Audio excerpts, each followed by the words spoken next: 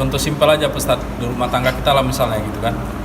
Kita beli rumah lah sekarang, misal beli rumah, terus tadi disebutkan itu harus jelas akadnya ke ahli waris, hibah, diwasiatkan atau di warisan gitu kan. Nah sedangkan tadi itu harta kita tetap harta kita gitu kan, bukan harta kita, bukan harta istri kan gitu ya. Tadi Ustadz. Nah siapa yang seharusnya menjadi saksi gitu kan. Nah apa kita hanya berdua ngomong atau harus ada saksi? Mungkin kalau di TV-TV kita lihat kan, kalau orang-orang kaya ada pengacara yang jadi saksi gitu kan. Wasiatnya mungkin dititip ke pengacara atau sama siapa yang dipercaya. Nah kalau kita berkeluarga bagaimana? Apakah kita berdua aja atau harus ada saksi lain? Apakah nanti itu bisa jadi omongan istri, bisa dipercaya keluarga kita yang lain apa tidak? Nah gitu. Simpelnya seperti itu ya Ustaz. Terima kasih. Assalamualaikum. Waalaikumsalam warahmatullahi wabarakatuh. Persoalan salah satunya dari jamaah yang tadi kita ceritakan, salah satunya itu Pak. Jadi orang tuanya ini di kampung dan diurus oleh salah satu anaknya. Dijaga oleh salah satu anak karena anaknya yang lain merantau. Merantau kemana-mana lah.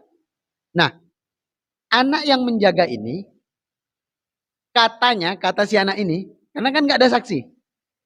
Kata anak ini, dulu ibunya pernah bilang, "Nak, ini rumah untuk kamu ya. Rumah yang sekarang saya tempati, rumah yang sekarang kita ini tempati, ini untuk kamu. Bukan untuk saudara kamu yang lain. Karena yang lain itu nggak ikut rawat saya. Yang lain itu nggak ikut jaga saya. Jadi kamu yang berhak atas rumah ini." Secara syariat, sah. Itu bukan wasiat, karena nggak nunggu meninggal kan. Kecuali ini rumah untuk kamu ya, kalau nanti mama udah meninggal, itu nggak boleh. Karena nggak boleh berwasiat kepada ahli waris.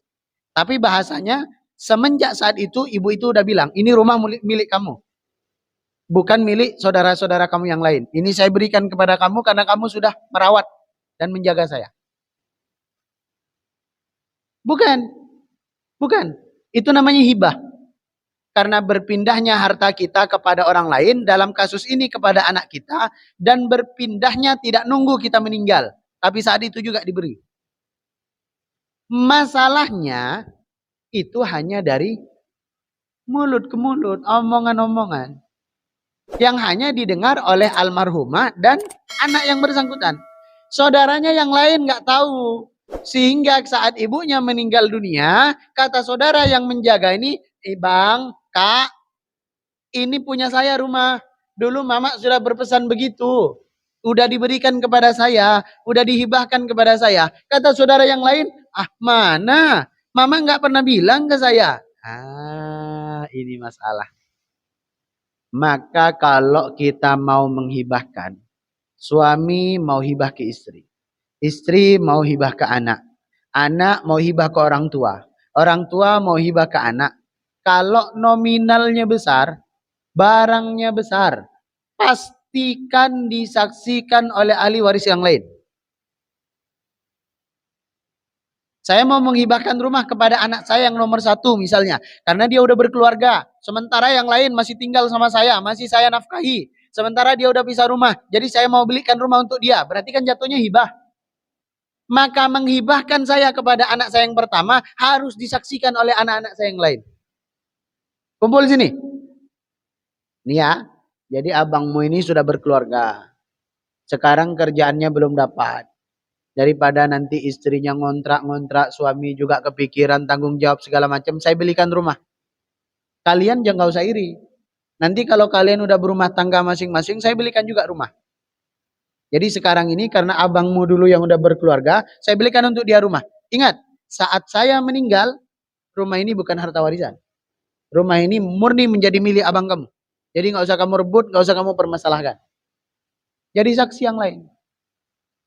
Bahkan kalau perlu ada hitam di atas putih. Apalagi di zaman sekarang. Ustadz, kita sesama saudara mana perhitungan Ustadz. Kita kasih sayang, kita peduli. Iya, kalau masih lapang. Kalau almarhum almarhumah masih hidup, gampang ngucapin itu.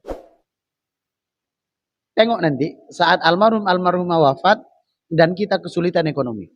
Beda cerita. Jangankan yang sulit ekonominya, yang lapang saja ekonominya jadi tiba-tiba serakah perihal harta warisan.